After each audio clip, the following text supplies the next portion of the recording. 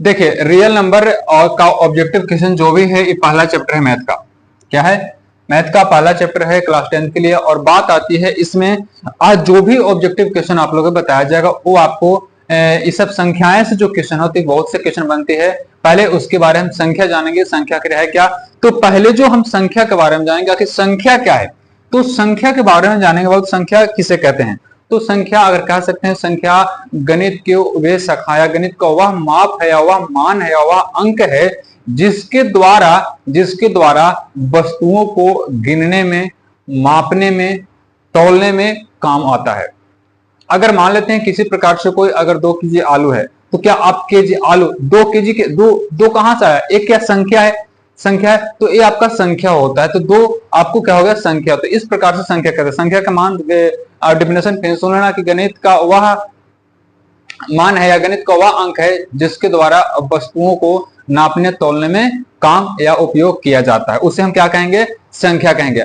अब जो संख्या के प्रकार की बात आती है, तो संख्या के प्रकार आप लोग के नीचे लिखा गया है। जैसे में आप लोग के पहला जो संख्या दिया गया है वो क्या है? अप्रकृत संख्या है। तो प्रकृत संख्या पहले किसे कहेंगे? तो प्रकृत संख्या समझेंगे जिसमें आप इसमें 1 2 3 कुछ भी आप मान दे सकते हैं। अब प्रकृत संख्या किसे कहेंगे? तो प्रकृत संख्या में आप समझिएगा कि वैसी संख्याएं जो 1 से स्टार्ट होता है और अनंत तक चला जाता है, उसे हम प्रकृत संख्या कहते हैं। अर्थात में एक डिफिनेशन आप याद कर सकते हैं कि गिनती को संख्या को प्रकृत संख्या कहा जाता है। किसी को कोई दिक्कत है तो यहां से क्या होगा? एग्जाम्पल के तौर पे आप कह सकते हैं 1, 2, 3, 4, 5 डॉट डॉट, इस प्रकार से आप दे सकते हैं। अब अगला जो क्वेश्चन जो है आपका क्या है? अब सम संख्या। सम संख्या किसे कहते हैं भाई? तो सम संख्या याद रखिएगा, वैसी संख्याएं जो 2 से पूरा पूरा कट जाता हो उसे हम क्या कहेंगे? सम संख्या कहेंगे। एग्जाम्पल के तौर पे क्या कहेंगे? आप 4 कह सकते हैं, 2 कह सकते हैं, 6 कह सकते हैं, 8 कह सकते हैं, डॉट डॉट आगे आप बढ़ा सकते हैं। किसी को कोई दिक्कत? चलिए आगे देखिए, आगे क्या है आपका? विषम संख्या। तो विषम संख्या जो होता है भाई, विषम संख्या क्या होता है कि वैसी संख्याएं जो आपको 2 से पूरा पूरा विभाज्य नहीं होता हो उसे हम क्या कहेंगे? विषम संख्या कहेंगे। जो 2 से पूरा पूरा विभाज्य नहीं होता हो उसे हम क्या कहेंगे? विषम संख्या कहेंगे। जैसे कि बात आ जाती है, एग्जाम्पल के बात आ जाती है, तो समझिएगा एग्जाम्पल में आप जैसे में यहाँ पे 3 कह सकते हैं, 5 कह सकते हैं, 7 कह सकते हैं, 9 कह सकते हैं, 11 डॉट। यानी कहने का मतलब क्या? 3 से विभाज्य होगा, 2 से पूरा पूरा विभाज्य होगा? नहीं होगा। जब नहीं होगा तो ये विषम में रखा गया है और विषम संख्या इसे कहेंगे। अब हम आगे देखेंगे अगला जो क्या है आपका, अगला क्या है? पूर्ण संख्या।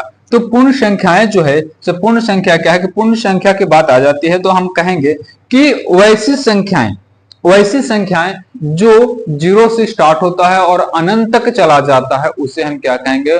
पूर्ण संख्या कहेंगे। या अर्थात में इसका एक डिफिनेशन और याद रखिएगा कि वैसी संख्याएं जिसमें प्रकृत संख्या और शून्य का सम्मेलन हो चाहे मिलन हो उसे हम क्या कहेंगे? पूर्ण संख्या कहेंगे। अब एग्जाम्पल के तौर पे आ जाती है, तो एग्जाम्पल के तौर पे क्या होगा कि 0 होगा, 1, 2, 3, 4 डॉट डॉट। जैसे मैं अभी बताया एग्जाम्पल में कि वैसी संख्याएं जिसमें आपका 0 से लेकर 0 और प्रकृत संख्या का सम्मेलन होता है उसे क्या कहेंगे? पूर्ण संख्या कहेंगे। जैसे में ये आपका यहां से अगर यहां तक गिना जाए तो एक प्रकृत संख्या होगा, यहां से क्या होगा? शून्य। तो इसका और इसका दोनों का मिलन किया गया है तो क्या हो गया है कि पूर्ण संख्या बन गया। किसी को कोई दिक्कत नहीं। आगे की बात आ जाती है पूर्णांक संख्या। तो पूर्णांक संख्या में जो होता है ना भाई, इस बात को याद रखिएगा, पूर्णांक संख्या जो होता है कि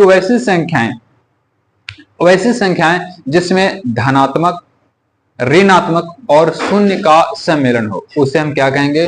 धनात्मक संख्या कहेंगे। उसे क्या कहेंगे? हम धनात्मक संख्या कहेंगे। कोई दिक्कत किसी को? अब जो बात आ जाता है थोड़ा सा सुनिएगा। अब जो बात है, जैसे में अगर बात आ जाती है कि यहाँ पे -4 हो जाता है, -3 के यहाँ -2 और -1, 0, 1, 2, 3, 4, 5 डॉट। इस प्रकार से कुछ संख्याएं आगे बढ़ती जाती है। जैसे मैं बताए थे कि -4, -3, -2, -1, 0, 1, 2, 3। यानी क्या कहें? हम क्या कहें कि धनात्मक भी हो, ऋणात्मक भी हो और शून्य हो, यानी तीनों को सम्मेलन होता है उसे हम क्या कहेंगे? पूर्णांक संख्या कहेंगे। किसी को दिक्कत?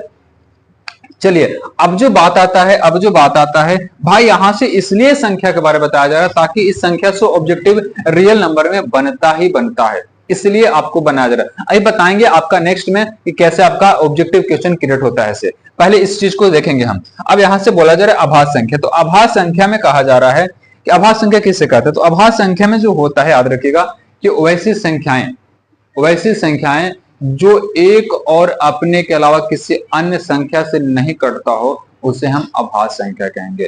फिर से एक बार डेफिनेशन सुनिएगा, वैसी संख्याएं जो एक और अपने के अलावा किसी अन्य संख्या से नहीं कटता हो, उसे हम आभास संख्या कहते हैं। किसी को